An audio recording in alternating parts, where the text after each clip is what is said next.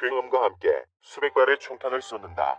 총구가 향한 바다로 고개를 돌리는 그 순간에 폭음과 함께 불꽃이 번쩍인다. 한국 해군 항공모함을 노리고 접근하던 북한 미사일에 명중한 것이다. 2030년대 초반 동해에서 눈 깜짝할 순간에 이루어진 전투다. 바다에서 함정을 공격하는 탄도미사일은 탄도탄 요격 미사일로 대응한다. 하지만 미사일 요격에 실패하거나 비교적 속도가 느린 순항 미사일 공격은 함대공 유도탄으로 방어한다. 만에 하나 두 번의 기회가 모두 실패할 경우도 있을 수 있다. 미사일을 미사일로 막지 못한 경우 마지막 순간에는 근접 방어무기가 분당 4,200발의 총탄을 쏟아내며 방어막을 친다. 이처럼 함정을 지키는 최후의 보루 사이즈를 국내 기술로 개발한다. 지난달 31일 방위사업추진위원회는 근접 방어무기 체계 II 사업 방안을 심의한 뒤 국내 개발로 결정했다. 올해부터 2030년까지 4,500억 원을 투입해 개발하고 10여 개의 조금 못 미치는 시제품과 실전 무기를 생산한다. 본 영상은 유튜브 채널 밀리터리 KR에서 제작하였으며 도움이 되셨다면 좋아요와 구독하기를 눌러주세요. 감사합니다. 해외에서 구매하다가 국산화에 나선 이유가 있다. 한국은 레이시온사의 펠렁스, 네덜란드 털레스사의 골키퍼 등 두 가지 사이즈를 도입해 운용했다. 여기까지는 큰 어려움이 없었다.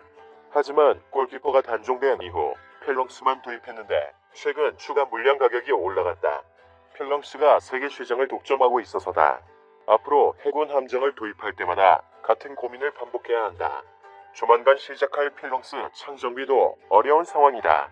미국은 관련 기술 이전을 거부하고 미국 현지에서 직접 수리해야 하겠다는 입장이다. 한국이 부담하는 비용은 크게 올라갈 수밖에 없다. 국내 개발 사이즈는 경항로와 한국형 차기 구축함과 호위함 등 해군의 최신 함정에 장착될 예정이다. 사용기간이 오래된 기존 사이즈 수신문도 단계적으로 교체할 전망이다. 단순 국내 조립이 아니다. 기존 사이즈보다 성능이 올라간다.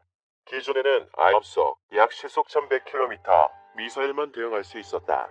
이제는 초음속 미사일까지 요격이 가능할 수준으로 개발할 예정이다. 최근 개발된 순항 미사일에는 램제트 엔진을 장착하면서 대략 마하사 수준까지 빨라졌다. 보는 눈도 좋아졌다. 기계식 레이더와 달리 전자식 능동 위상 배열 레이더를 탑재해 더 먼 거리에서 발견해 더 빨리 대응에 나설 수 있다. 이전보다 탐지 능력이 더 정밀한 것도 당연하다. 2018년 12월 개발을 완료한 함대공 유도탄 해공의 최대 사거리는 20km 수준이다. 해공이 요격하지 못한 미사일이 함정에 접근하면 사이즈가 대응한다. 함정에서 5km 떨어진 거리에서 교전이 이루어진다. 여기에 게틀링건이 쏟아낸 포탄이 화망을 만들어낸다. 마하 3에서 4 속도를 내는 미사일은 1초에 약 1.2에서 1.6km를 이동한다. 요격에 주어진 시간은 불과 3초 정도뿐이다. 함정 주변에 침투하는 고속정도 자동으로 격파할 수 있다. 기존 골키퍼는 수동으로 조작하기 때문에 어려움이 있었다. 자동, 수동, 반자동 모두 가능해진다. 지상에 설치할 경우 공군 활주로 및 군지휘 시설 등 거점 방어도 가능하다. 문제는 기술이다. 그래서 국내 업체가 충분한 능력을 갖췄는지 확인해봤다. 지난달 15일 구미 엘라이진 X1 생산본부를 다녀왔다. 사이즈 국내 개발은 모든 부품을 새로 개발하는 건 아니다. 기존에 쓰던 골키퍼 한 포의 주요 부품을 동일하게 활용한다. 군 당국은 30mm 탄을 쏘는 골키퍼가 20mm 탄 펠렁스보다 파괴력이 더 크고 효과적이라고 판단했다. 국산화는 단계적으로 추진한다. 골키퍼 장착된 30mm GAU가시 8개 틀린 거는 기술 도입을 통해 화포 전문 국내 업체가 생산할 계획이다. 탱크 킬러로 불리는 1텐 공격기에 장착하는 기관포다. 압도적인 화력이 장점이다. 각종 부품을 조합하는 능력을 갖춘 뒤개별 부품의 국산화 여부는 판단할 예정이다. 엘라이진 X1은 뜯어보고 고치며 기술을 얻었다. 2018년부터 골키퍼 창정비를 시작했다. 한국 해군이 쓰던 골키퍼를 공장으로 가져와 완전 분해한 뒤 다시 조립했다. 본격적인 정비에 앞서 네덜란드 해군정비청에 직원 20명을 보내 세계 전반에 대한 원천 기술을 배웠다. 지난해 9월 이 기술로 정비한 첫 장비는 바다에서 해군이 주관한 성능 시험을 통과했다. 상정비 현장에 도착하니 새 제품처럼 깨끗해진 골키퍼가 마지막 점검을 받고 있었다. 모든 부품 하나하나를 분해하고 정비하고 일부 부품은 새 것으로 교체했기 때문이다. 구석구석까지 잘 알지 못하면 할 수 없는 작업이다. 이런 경험 덕분에 한국형 사이즈 II 개발이 어렵지 않다는 평가다. 홍성표 엘라이즌 X1 사이즈 II 사업단장은 사이즈 II에 탑재될 한 포는 골키퍼와 동일하여 이미 관련 기술을 확보했다면서 이사 레이더를 국내 최초로 개발해 전력화했고 센서 분야에서도 최고의 기술력을 보유하고 있다고 강조했다. 이날 대형 근접 전개 시험장과 국내 최대 규모 레이더 종합 시험장에선 성능 시험 중인 대포병 탐지 레이더 II, 울산 I급 함정, 탐색 레이더, 국지방 공 레이더를 살펴볼 수 있었다. 엘라이즌 X1은 해궁을 비롯해 함대함 유도탄, 해성, 휴대용 대공유도탄, 신공 등 다양한 유도 무기도 생산한다. 잘 보고 잘 쏘며 막아내는 모든 기술을 갖추고 있다는 의미다. 우연히 특별한 레이더를 발견했다. 2019년 일본 초계기 근접 위협 비행, 당시 한국 해군 함정에 장착됐던 장비다. 함정에 근접하는 항공기 비행 정보를 파악하는 함정 대공 표적 레이더인데 정비를 받기 위해 들어온 거다. 유도탄 조립 현장에 들어가 보니 대형 태극기가 걸려 있었다.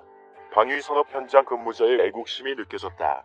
업체 관계자는 출근할 때 일하러 간다고 말하지 않는다며 애국하러 회사 간다고 말한다며 자부심을 드러냈다. 이처럼 단순한 공정이 아니라 무기를 만들고 다시 고쳐 더 강한 힘으로 나라를 지키는 현장이라고 느낄 수 있었다.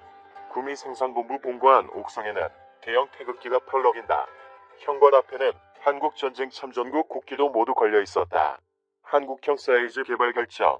지난 메덱스 2019에서 공개된 가장 흥미로운 정보로 한국형 근접 방어무기 체계 개발이 확정되었다는 것이 있습니다.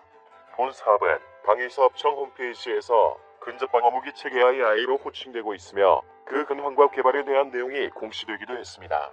한국형 사이즈는 지난 2017년 10월에 장기 신규 소유로 결정된 이후 2018년 6월부터 2019년 2월까지 국방기술품질원이 발주한 78,198천원의 예산을 활용해 선행연구가 진행되었습니다. 선행연구로 얻어진 연구를 기반으로 2019년 5월에는 중기전환 소요 결정이 이루어졌으며 2019년 12월까지 군의 소요 검증 작업이 이루어져 현재 관련 연구가 본격적으로 시작되고 있습니다. 왜 한국형 사이즈가 개발될까요?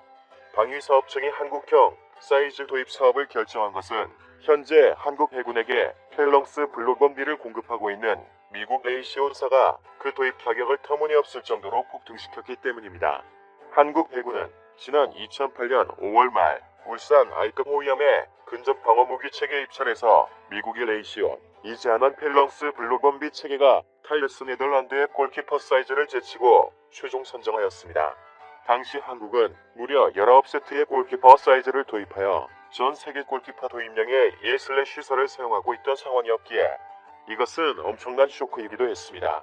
한국방위사업청이 펠렁스 블록원비를 도입한 이유는 경쟁자인 골키퍼 사이즈의 가격이 2배 정도 높았기 때문입니다. 골키퍼의 체계 가격은 2005년 당시 약 1,000만 유로였는데 당시는 이유가 통합되어 유로가 급등하는 시기였기에 원 유로 환율이 1유로당 1,200원 전후에서 무려 1,700원대까지 상승하였습니다. 그 결과 골키퍼 사이즈 도입 가격이 약 170억 원 이상으로 급등한 것과 비교해 미국은 펠렁스 블록원비 체계의 한국 판매를 위해 그 가격을 80에서 90억 원 수준으로 업제하였습니다. 당연히 방위사업청은 가격 면에서 경쟁이 안 되면 물론 지속적으로 성능이 개량되고 있는 펠렁스 블록원비를 선정할 수밖에 없었습니다. 그러나 문제가 생겼습니다. 2005년에 계약된 울산 I급과 기타 해군 함정을 위한 펠렁스 사이즈 1차 계약 수량 이후에 2015년 즈음에 KD-3, 배치 2급과 같은 신형 함정을 위한 추가 도입 계약을 검토하는 과정에서 미국 레이시온사가 가격을 급등시켰기 때문입니다. 관계자는 자세한 계약 가격은 알려주지 않았지만 물가 상승률을 고려한다고 해도 과거와 비교해 2배 정도나 높은 가격을 부름에 따라 한국방위사업청 협상팀을 크게 놀라게 했다고 전합니다. 즉, 현재 골키퍼 사이즈의 생산이 중단된 결과 서방에서 생산되는 거의 유일한 사이즈이기에 레이시오는 얼마든지 배짱을 부릴 수 있게 된 상황입니다. 문제는 대한민국이 더 이상의 과거의 대한민국이 아니라는 점이다. 현재 한국은 사이즈 정도는 얼마든지 국산화가 가능함은 물론 가격이 폭등함에 따라 국산에도 수명주기 비용까지 고려하면 충분히 개발비를 상쇄할 수 있다는 결론이 났습니다. 그리고 미국이 펠렁스 사이즈 가격을 가지고 장난을 침에 따라 한국형 모델을 개발해 충분히 해외 시장을 개척할 수 있다는 계산이 서기도 했습니다. 현재 동남아시아 국가들이 해군력을 증강시키는 상황에서 다른 것은 몰라도 사이즈는 기본적으로 장착하고 있으므로 그 수요처도 충분할 것으로 판단되고 있습니다. 본 영상은 유튜브 채널 밀리터리 KR에서 제작하였으며 도움이 되셨다면 좋아요와 구독하기를 눌러주세요.